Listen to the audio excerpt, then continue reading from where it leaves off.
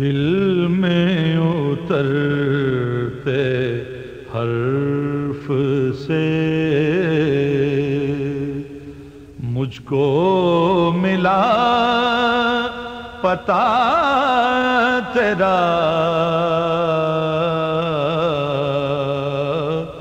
دل میں اترتے حرف سے مجھ کو ملا پتہ تیرا،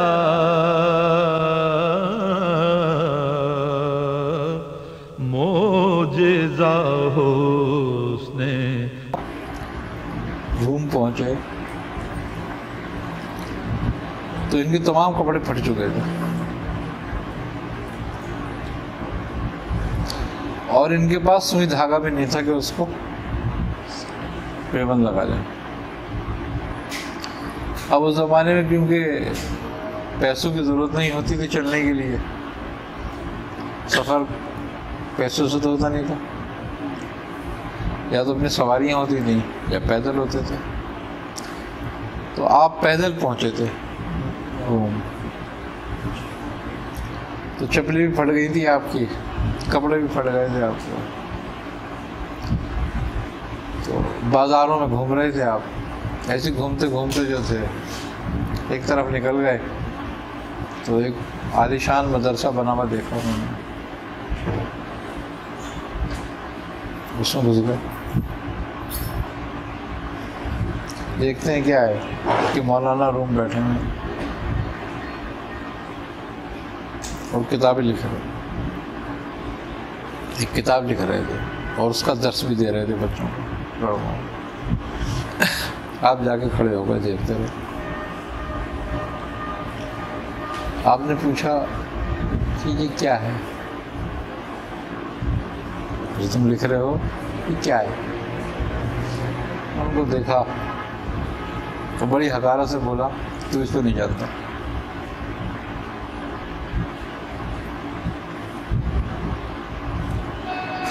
آپ خاموش ہو گئے، پھر دیکھتے رہے، پھر آپ نے پوچھا کہ یہ کیا ہے؟ انہوں نے وہی جواب دیا۔ انہوں نے تھوڑی سی کی طرف دیکھا، مولانا کی طرف، تو مولانا کے پیٹ میں درد ہو گیا۔ وہاں اٹھے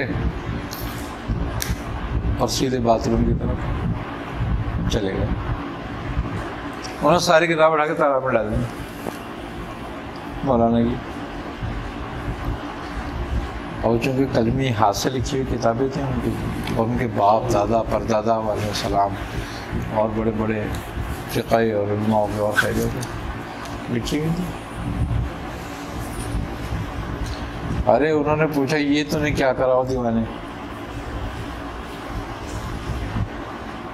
کیا ہوا؟ کہہ رہے تو نے تو میری ساری کمائی اور ساری جو میری وہ تھی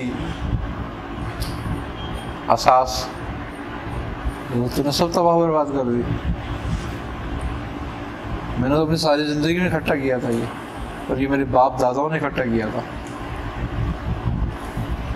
اچھا آپ گئے تالاب میں، آپ نے ایک کتاب نکال کے باہر پھینکنا شروع کر دی، ساری کتابیں سوکھی ہوئی تھی۔ جب انہوں نے دیکھا ساری کتاب پھینکی تھی، انہوں نے بڑے غور سے دیکھا، کتاب کھول کے دیکھا، سب کتابیں محفوظ تھیں۔ انہوں نے کہا یہ کیا ہے؟ انہوں نے کہا تو نہیں جانتا۔ یہ کہہ کے چلتی مولانا روم نے سب چھوڑا ان کے پیچھے۔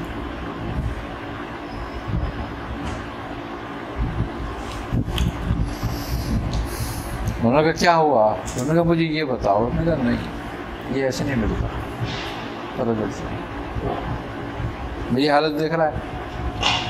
انہوں نے کہا ہاں بولے ایسی ہوگی جب ہوگا۔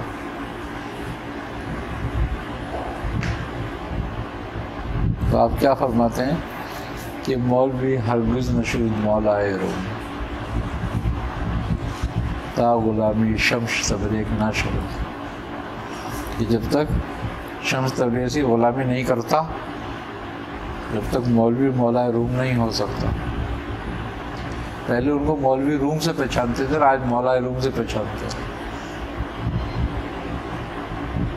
تو بات اتنی سی ہے خالی کہ جس میں اختلاف ہوگا اس میں فساد ہی فساد ہوگا۔ جو درویشوں کے پاس علم ہوتا ہے، فقراؤں کے پاس جو علم ہے، وہ بظاہر شریعت سے متصادم نظر آتا ہے، جبکہ ایسا بالکل نہیں ہے۔ شریعت سے متصادم نہیں ہے،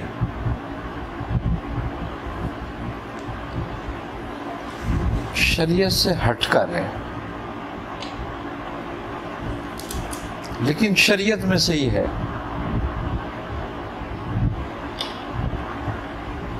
اس کی شکل بدل گئی ہے۔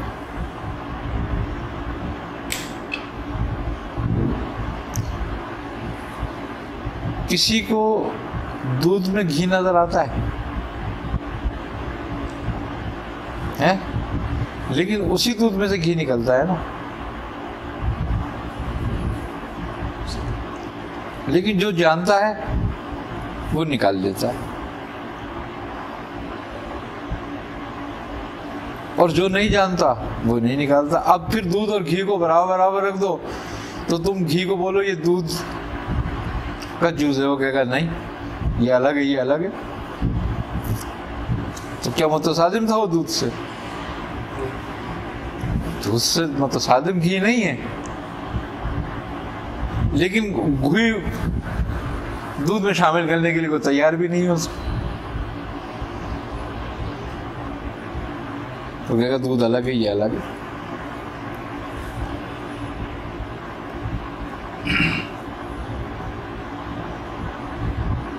بالکل یہی حال اس علم کا ہے۔ اب کہتے ہیں کہ شریعت سے متصادم ہو گیا، شریعت سے متصادم۔ ارے بھائی شریعت سے متصادم کیسے ہو سکتا ہے؟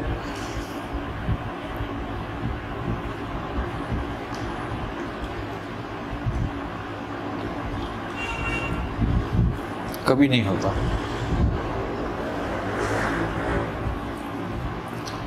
لیکن وہ علم کسی دلیل پر نہیں ہے، وہ الگ ہے۔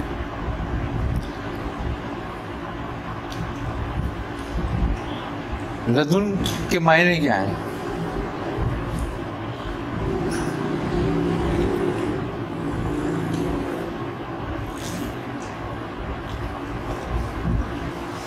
لدن کے معنی کیا ہیں؟ پاس،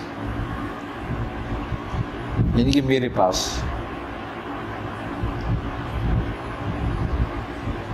علم لدنی کا مقصد ہے وہ علم جو میرے پاس ہے، میرے پاس ہے۔ کسی بندے کے پاس علم ہے کیا؟ یہ اللہ کی طرف سے ہے، اللہ کے پاس سے۔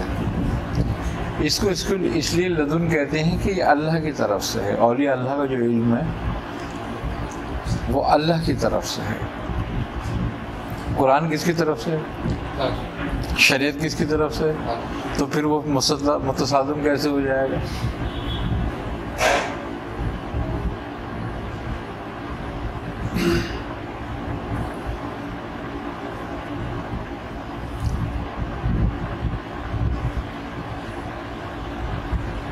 متصادم نہیں ہوتا، ہماری سوچ ہے۔ جس نے ہمیشہ دودھ دیکھا ہوگا اور گھی کبھی نہ دیکھا ہوگا، کیا کہے گا کہ یہ تو کچھ الگ چیز ہے، یہ الگ چیز ہے۔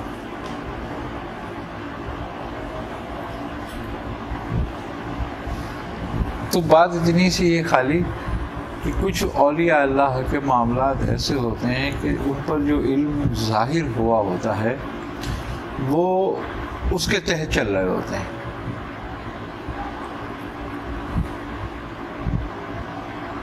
شریعت سے ہٹ کے نہیں چل رہے ہوتے، شریعت کی مخالفت میں نہیں چل رہے ہوتے، شریعت کے خلاف نہیں چل رہے ہوتے، شریعت سے ہٹ کے چل رہے ہوتے ہیں، متصادم نہیں ہوتے شریعت سے۔ اور اس کی بالکل مثال قرآن میں موجود ہے۔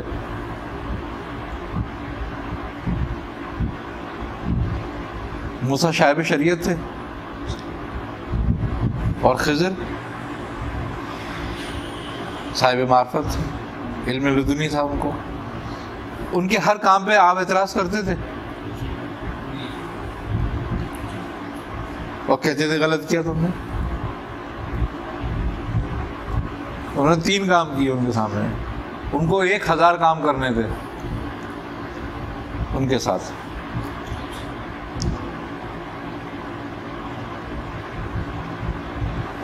لیکن انہوں نے 3 کام کیے خالی، اور تینوں پہ ان کو وہ معترض رہے.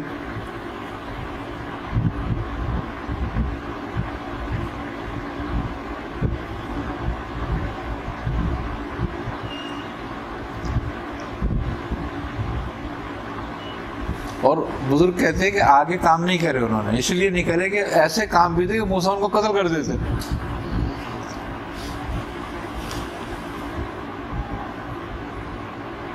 لیکن وہی 3 کام ایسے تھے کہ جھگڑا پڑ گیا تھا. اب بظاہر تو وہ متصادم نظر آ رہے تھے کیونکہ موسیٰ کی شریعت سے ہٹ کر تھے،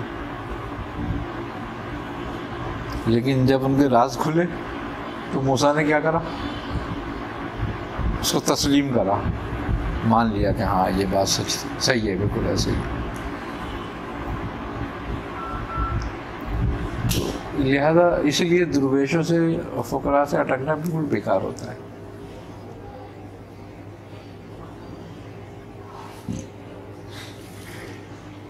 اور خاص طور پہ مذہوب بزرگ سے. ابھی یہ مسکین شاہ کا ذکر کر رہے تھے، اس پہ بات ہوئی تھی. ہاں کہ وہ تو وہ مذہوب بزرگ تھے. یہی بات ہوتی ہے مذہوب بزرگوں کی نا، کہ وہ اب کوئی سجدہ کر رہا ہے ان کے آگے کرتا رہے، کوئی آ رہا ہے، کوئی کچھ کہہ رہا ہے، کوئی کچھ کہہ رہا ہے، کوئی اچھا کہہ رہا ہے، کوئی برا کہہ رہا ہے. اچھا ان کو کوئی ایسا نہیں ہوتا، نہ کسی کے اچھے کہنے کا نہ کسی کے برا کہنے کا.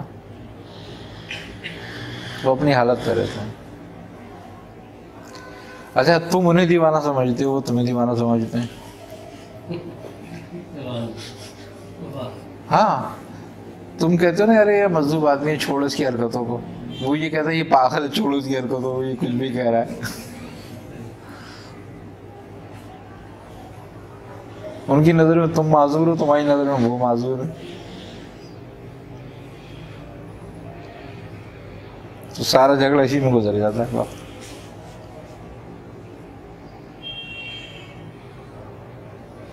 اور بنسبت سالک کے مذہوب کی جو نسبت ہوتی ہے نا اپنے رب سے، اس کے جو معاملے ہوتے ہیں وہ بہت مضبوط ہوتے ہیں.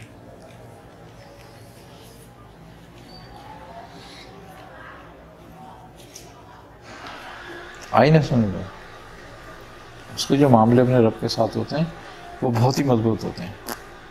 اس لیے اس کے منہ کا نکلا ہوا ہر کلمہ جو ہے نا وہ قبول ہوتا ہے اور قابل گرفت بھی نہیں ہوتا. قابل گرفت نہیں ہے اس لیے کہ وہ اپنے بظاہر لوگوں کی نظروں میں ہوش میں نہیں ہے، کیونکہ فقہ فتویٰ دے گا ہوش پر. اب یہاں فقہ معذور ہے،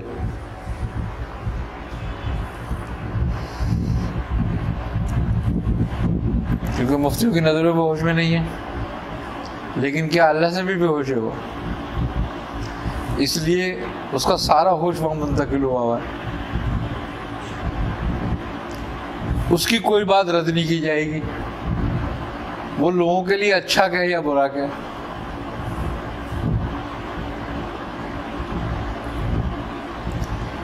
اب مخلوق تو اللہ کی ہے نا، اگر وہ بد دعا دیتا ہے مخلوق کو، جیسے حضرت علاء الدین علی احمد صابر کلیر رحمۃ اللہ علیہ نے دی بد دعا. کلیر کا واقعہ ہے نا کہ جب آپ کلیر گئے تو جامع مسجد میں جا کے بیٹھ گئے جمعے کے دن. تو جو کلیر کے کتب تھے ان کی ڈیوٹی لگائی ان کے ساتھ، مخدوم کے ساتھ، کہ تم بھی جانا. مخدوم کی ذرا جلال طبیعت تھی تو وہ بھی ساتھ میں جا کے بیٹھ گئے. ان کا نام نصیر الدین تھا. تو جب وہ آئے امام صاحب، وہ آن کے اپنے ممبر میں بیٹھ گئے. انہوں نے دیکھا کون فقیر آدمی بیٹھا ہوا ہے، یہ میلے کچیلے کپڑے، پہلی صف میں کون بیٹھ گیا آن کے؟ پہلی صف تو بادشاہ کی اور رہوسا کی تھی. تو اس نے مؤذن سے بولے اس درویش کو بولو کہ دوسری صف میں جا کے بیٹھو. انہوں نے کہا اب دوسری صف میں بیٹھ گئی. یہ جو یہاں کا والی ہے کلیئر ہے وہ آئے گا، اور اس کے جو مصائبین ہیں وہ آئیں گے، وہ بیٹھیں گے یہاں پہ، اور یہاں کا قاضی جو ہے وہ آئے گا، وہ بیٹھے گا یہاں پہ. اچھا وہ پیچھے بیٹھ گئے. گورنر یہ وہ آئے، وہ اپنے آگے سب میں بیٹھ گئے. وہ بڑی جامع مسجد تھی، 13,000 نمازی اس میں آیا کرتے تھے. اب باری آئی چمچوں کی، تو وہ تو گورنر کے آقاؤں کے پیچھے ہوتے ہیں نا. تو وہ آئے جب، تو انہوں نے کہا بھائی تم پیچھے والی صف میں جاؤ. یہاں تک کہ چمچوں کے چمچے آئے. وہ ایسے کرتے کرتے کرتے آخری صف آ گئی. اب آخری صف میں آگے بیٹھ گئے. جب پوری مسجد بھر گئی آپ کھڑے ہو گئے. آپ نے نماز صدا لگائی کہ اے کلیئر کے لوگوں، مجھے تمہارے پاس بھیجا گیا ہے ولایت دے کے، اور میں تمہاری ہدایت کے لیے آیا ہوں تاکہ تم میرے ہاتھ میں بیعت کرو. ارے انہوں نے کہا اس دیوانے کو باہر نکالو.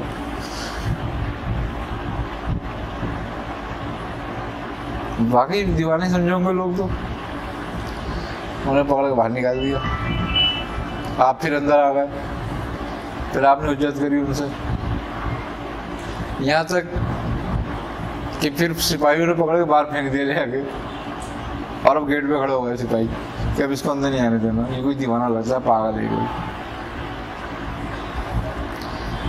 قطب تھے نصیر الدین. انہوں نے کہا حضرت اب کیا کریں؟ تو نصیر اندر جاؤ، جگہ بناؤ، پھر چلیں گے اندر. نصیر اندر چلے گئے، نہیں سپاہیوں نے گھسنے نہیں دیا، وہ اندر رہ گئے. بس ان کو جلال آ گیا. اب یہ غصے میں باہر کھڑے ہو گئے. ادھر جماعت کھڑی ہو گئی. نصیر ادھر اندر ہی گئے. اب ان کو یہ یاد نہیں رہا کہ نصیر اندر ہے. اب جب لوگ سجدے میں گئے، بس ان کا اپنا جلال اپنے عروج پر آ گیا اس وقت. تو انہوں نے کہا اے مسجد، افسوس کہ خلق خدا سجدے میں اور تو کھڑی ہوئی ہے. ساری مسجد سجدے میں چلی گئی.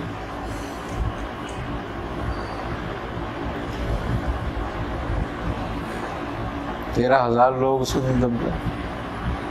اب بتاؤ ان کا کیا قصور ہوتا؟ وہ تو دیوانہ ہی سمجھیں گے نا.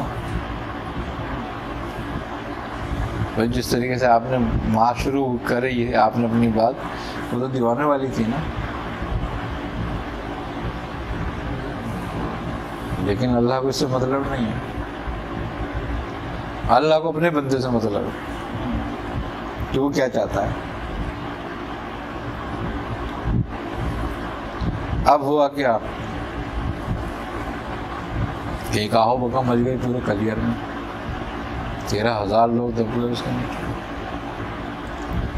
تو نصیر الدین کی ایک والدہ تھی، ماں تھی، وہ زندہ تھی، وہ بھاگی ہوئی آئی. ارے انہوں نے کہا مخدوم میرا بچہ کہاں ہے؟ آپ نے کہا تیرا بچہ کون ہے؟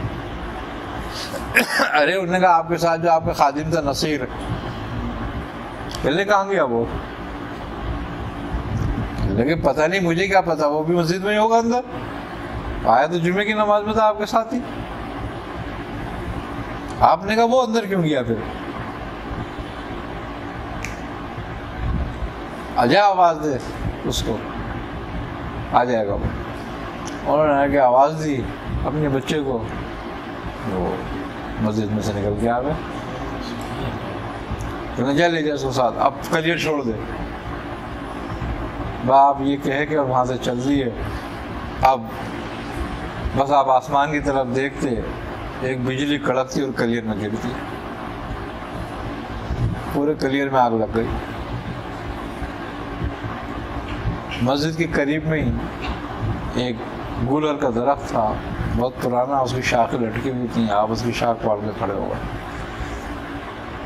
اب یہ ہو گیا کہ جب تک یہ کھڑے رہیں گے جب تک آگ لگتی رہے گی کلیئر میں, کلیئر جلتا رہے گا, پورا کلیئر ویران ہو گیا, یہاں تک کہ جنگلی جانور بھی نہیں بچے اس میں. بابا فرید جو تھے وہ بہت پریشان ہو گئے. اچھا کہتے ہیں کہ اس سے پہلے آپ نے بہت دعوت دی کلیئر والوں کو. آپ قاضی کے پاس گئے, مولوی کے پاس گئے, والی کلیئر کے پاس گئے, کسی نے آپ کی نہیں سنی. پھر آپ جامع مسجد میں آن کے بیٹھے تھے. آخر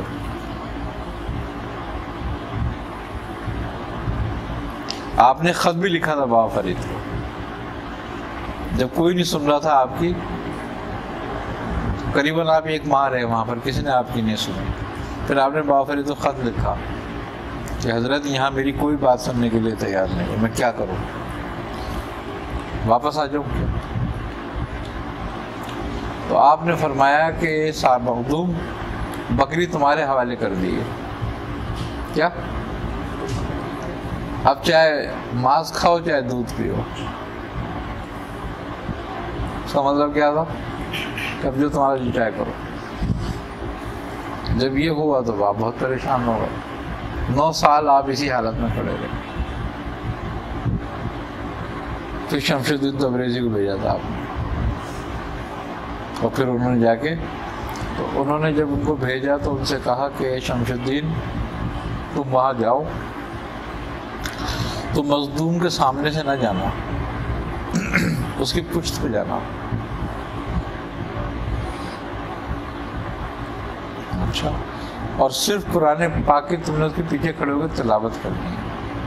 یہ بہترین قاری تھے اور حافظ. تو جب آپ کلیئر پہنچے تو آپ نے یہ بھی فرمایا کہ اگر کلیئر داخل ہونے میں تمہیں کوئی دشواری ہو تو پھر مخدوم کے نام کی تسبیح کرنا.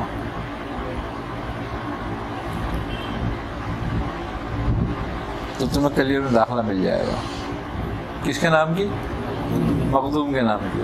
اب مولوی سے کو وہ تو اللہ کے نام ہی پڑے گا. ایسی ایک جنید بغدادی کے واقعے میں مولوی نے پڑھی تو ڈوب گیا تھا. تو اب ہوا کیا کہ جب جو حکم, بس اصل میں بات یہاں پر ہے حکم کی, اذن. بزرگوں میں اذن چلتا ہے بس. جیسے سرکار عالم صلی اللہ علیہ وسلم نے اذن فرمایا, ایک یہودی سے کہا جاؤ پیڑوں کو بولو تمہیں آقا بلا رہے ہیں.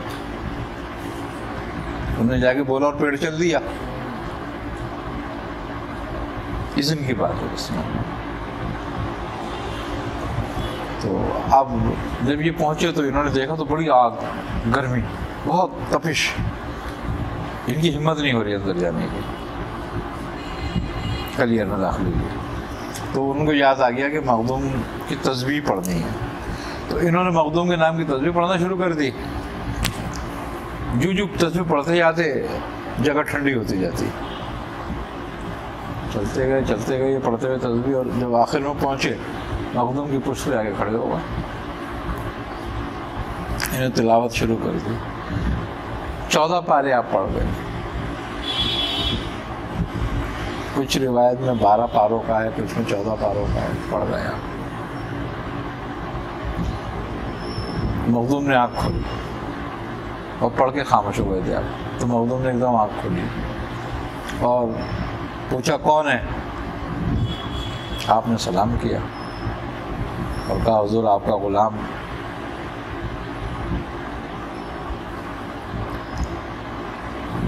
شمس الدین. آپ نے فرمایا تلاوت کیوں روک دی؟ انہوں نے کہا حضور مجھ سے کھڑے ہو کر نہیں پڑھا جاتا. انہوں نے کہا پھر؟ کہا بیٹھ کے پڑھوں گا. تو بیٹھ جاؤ. انہوں نے کہا یہ میں کیسے بیٹھ سکتا ہوں؟ آپ کھڑے ہوں اور میں بیٹھ جاؤں، یہ کیسے ہو سکتا ہے؟ آپ نے فرمایا ہم نہیں بیٹھ سکتے، ہمارے جوڑ ختم ہو گئے، بند ہو گئے. آپ نے فرمایا نہیں حضور بیٹھ جائیں گے، آپ کوشش کریں. بابا فرید نے تیل دیا تھا آپ کو کہ اگر وہ ایسا کہیں تو پھر یہ کرنا. آپ نے وہ تیل آپ کے جوڑوں پر ملا اور کہا کہ آپ کوشش کریں. تو آپ نے کوشش کری تو آپ بیٹھ گئے. آپ نے پکڑ کے بٹھایا آپ کو. بٹھانے کے بعد پھر آپ نے تلاوت شروع کری تو آپ کا جلال ٹھنڈا ہونا شروع ہو گیا. آپ ایک دن میں نارمل حالت میں آ گئے، غصہ آپ کا ٹھنڈا ہو گیا. پھر پوچھا کیسے آئے ہو؟ کیا حضرت ایسے ایسے آپ کے شیخ نے بھیجا تھا اور ایسے بات. آپ نے فرمایا کہ ٹھیک ہے، انہوں نے تمہیں صحیح بھیجا کہ تمہارا حصہ میرے پاس ہے، ہاں تمہاری تربیت کرے گا. ادھر بابا فرید کو پتہ چلا کہ آج مخدوم بیٹھ گیا. آپ نے فرمایا کہ اس سے اپنے بھنڈاری سے، سمجھتے ہو بھنڈاری کسے کہتے ہیں؟ جس کو باورچی خانہ کا نظام ہوتا ہے، جس کے پاس لنگر کھانے کا، اس کو بھنڈاری کہتے ہیں. تو بلایا اس کو بھنڈاری کو، کہا کچھ ہے؟ انہوں نے کہا حضور صرف چنے کی دال ہے. آپ نے فرمایا اچھا تو آپ کی ایک بکری تھی جس کا آپ دودھ پیتے تھے. آپ نے فرمایا اس بکری کو کاٹو اور چنے کی دال گوشت پکاؤ اور لنگر تقسیم کرو غریبوں میں. آج مخدوم بیٹھ گیا. تو یہ چنے کی دال گوشت کا لنگر وہاں سے شروع ہوا تھا جو صوفیوں میں چل رہا ہے. ان کی خوشی میں آپ نے پکوایا تھا. یہ آئی نا. پھر انہوں نے ان کی تربیت شروع کر دی. تو بات یہ کہ حالت جذب جب ہوتی ہے نا پیدا آدمی کے اندر، تو اس پہ سے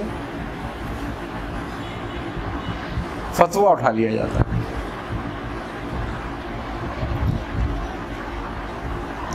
کچھ مخصوص لوگوں کو مخصوص ہدایتیں ہوتی ہیں، وہ ہدایت نہیں آئے گی جو دین کی آ گئی ہے، وہ کسی پہ نہیں آئے گی. لیکن وہ جو مخصوص ہدایت ہوتی ہے وہ اس کی اپنی ذات کے لیے ہوتی ہے. جس سے کہ ایک طبیب ہوتا ہے نا، اور ایک مریض اس کے پاس جاتا ہے تو وہ نبض دیکھتا ہے، طبیب مریض کی کیفیت دیکھتا ہے، پھر اس کو دوا دیتا ہے، پھر اس کی غذا بتاتا ہے کہ یہ کھانی ہے، یہ چیزوں سے پرہیز رکھنا ہے. اب ایک آدمی ہے وہ موشن میں گیا، اس کو کہا بھائی کھانا بند کر دے تو اپنا. ایک آدمی کمزوری میں گیا، طبیب اس کو لکھ کے دے رہا ہے بھائی خوب مغزیات کا حلوہ بنا کے کھا، یہ کھا وہ کھا. اب دوسرا دیکھنے والا کہہ رہا ہے بتا ایک کو حلوہ بتا رہا ہے، ایک کو بھوکا مار رہا ہے.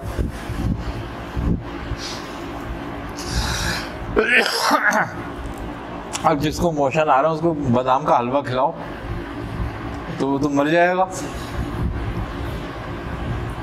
اور جو ویسی کمزوری سے مر رہا ہے اس کو اگر فاقہ کراؤ تو وہ فاقے سے مر جائے گا. تو مقصد طبیب دیکھتا ہے کہ بھائی کس کو کس چیز کی ضرورت ہے، اس کو ویسے ایڈوائز کر دیتا ہے کہ اس کو ایسا کرو، تو وہ اس کے لیے مخصوص ہے. اب اس پہ دوسرا اعتراض کرے کہ بھائی تجھے تو حلوہ بتا دیا، مجھے تو فاقہ بتایا، یہ کیسے ہو سکتا ہے؟ یہ کون سا طبیب ہے؟ یا یہ کون سا وہ ہے علاج؟ یہی حال ہوتا ہے کہ اولیاء اللہ کو ایک خاص ترتیب کے ساتھ کچھ خاص ہدایتیں ہوتی ہیں جو وہ ان کی ذات کے لیے ہوتی ہیں. بظاہر وہ ایسی ہوتی ہیں، بظاہر وہ ایسی ہوتی ہیں کہ ہمیں لگتی ہیں کہ یہ شریعت سے متصادم ہے، یہ قرآن سے متصادم ہے، لیکن ایسا کبھی نہیں ہوتا. اس سے ہٹ کر ضرور ہو سکتی ہے، اس سے متصادم نہیں ہو سکتی. ہٹ کر ایسے ہی ہوتی ہے کہ دودھ کے 4 جز بنتے ہیں، ایک دہی بنتا ہے، ایک مکھن بنتا ہے، ایک گھی بنتا ہے، اور جب گھی مکھن بن جائے تو پھر ایک چھاچھ بھی بنتی ہے۔ یہ سب کائے کے جز ہیں؟ یہ سب دودھ کے جز ہیں، لیکن اس میں سے کوئی دودھ سے متصادم ہے؟ کوئی دودھ سے متصادم نہیں ہے، دودھ سے ہٹ کر ہے سب، لیکن ہے اسی دودھ سے، اصل اس کی کوئی ہے۔ تو یہی حال ہوتا ہے شریعت کا بھی، کہ بعض اوقات بعض بزرگوں پر، بعض مجاذب پر کچھ حکم ہوتے ہیں، کچھ ہدایتیں ہوتی ہیں،